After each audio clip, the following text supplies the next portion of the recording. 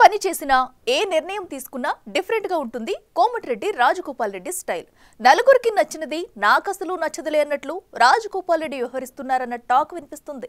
మద్యం పాలసీపై రాష్ట్రమంతా ఒక రూల్ ఉంటే మునుగోడు నియోజకవర్గంలో మాత్రం చిన్న కోమటిరెడ్డి తాను చెప్పిందే రూల్ అంటున్నారట. అసలు మద్యం షాపుల ఏర్పాటు విషయంలో మునుగోడు ఎమ్మెల్యే ఎందుకంత రచ్చ చేస్తున్నారు?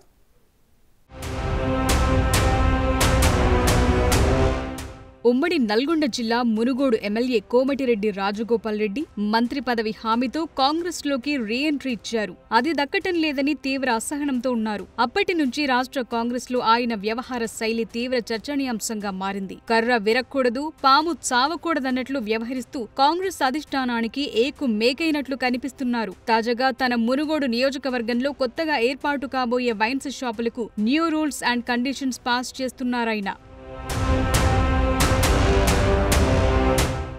మునుగోడులోని తన క్యాంపు కార్యాలయంలో అనుచరులతో జరిగిన సమావేశంలో new rules and conditions cadre ముందుంచారు రాజగోపాల్ రెడ్డి. మునుగోడు ఎమ్మెల్యేగా గెలిచిన నాటి నుండి తన నియోజకవర్గంలోని బెల్ట్ షాపులపై తనదైన స్టైల్లో ఉక్కుపాదం మోపుతున్న కోమటిరెడ్డి రాజగోపాల్ రెడ్డి తాజాగా మద్యం టెండర్లపై కూడా దృష్టి పెట్టారు. రాష్ట్ర ప్రభుత్వం 2 సంవత్సరాల తర్వాత తాజాగా వైన్స్ షాపులకు టెండర్లను పిలిచింది. టెండర్ల ప్రక్రియ ఇప్పటికే ప్రారంభమై కొనసాగుతోంది. ఈ నేపథ్యంలోనే ఎమ్మెల్యే రాజగోపాల్ రెడ్డి మునుగోడు నియోజకవర్గానికి నయా ఎక్సైజ్ టెండర్ రూల్స్ ప్రకటించేశారు. మునుగోడు నియోజకవర్గంలో వైన్ షాపులకు టెండర్లు స్థానికులు మాత్రమే వేయాలన్నది ఆయన ఫస్ట్ రూల్. ఏ మండలం వారు ఆ మండలానికి చెందిన ఆ మద్యం దుకాణాలకు మాత్రమే టెండర్లు వేయాలని ఎక్సైజ్ శాఖ నిబంధనల ప్రకారం ఉదయం 10 గంటల నుండి రాత్రి 10 గంటల వరకు కాకుండా తన రూల్ ప్రకారం నియోజకవర్గ వ్యాప్తంగా అన్ని వైన్స్ షాపులను సాయంత్రం 4 గంటల నుండి రాత్రి 8 గంటల వరకు మాత్రమే తెరచి ఆ సమయంలోనే మద్యం విక్రయాలు జరిగేలా ఏర్పాట్లు చేసుకోవాలని ఆర్డర్ పాస్ చేశారు. వైన్ షాపులకు అనుబంధంగా ఉండే పర్మిట్ రూమ్లకు అసలు అనుమతే లేదని, సిండికేట్లను సహించేది లేదంటున్నారు.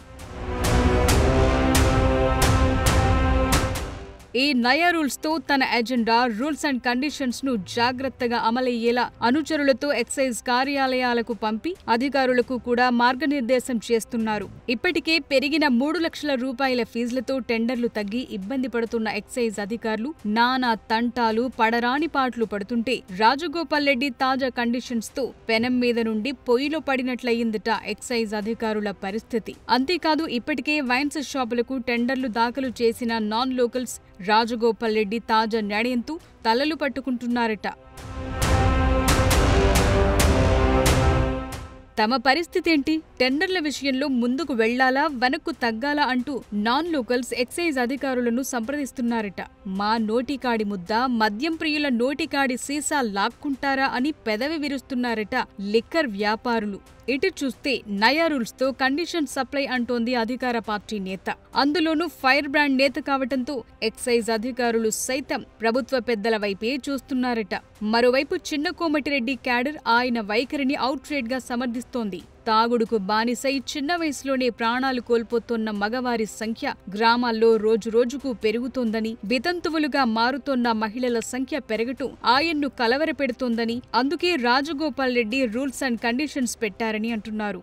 మొత్తానికి మునుగోడులో నేనే రాజు నేనే మంత్రి అన్నట్లు వ్యవహరిస్తోన్న కోమటిరెడ్డి రాజగోపాల్ రెడ్డిపై కాంగ్రెస్ పెద్దల రియాక్షన్ ఎలా ఉంటుందో చూడాలి.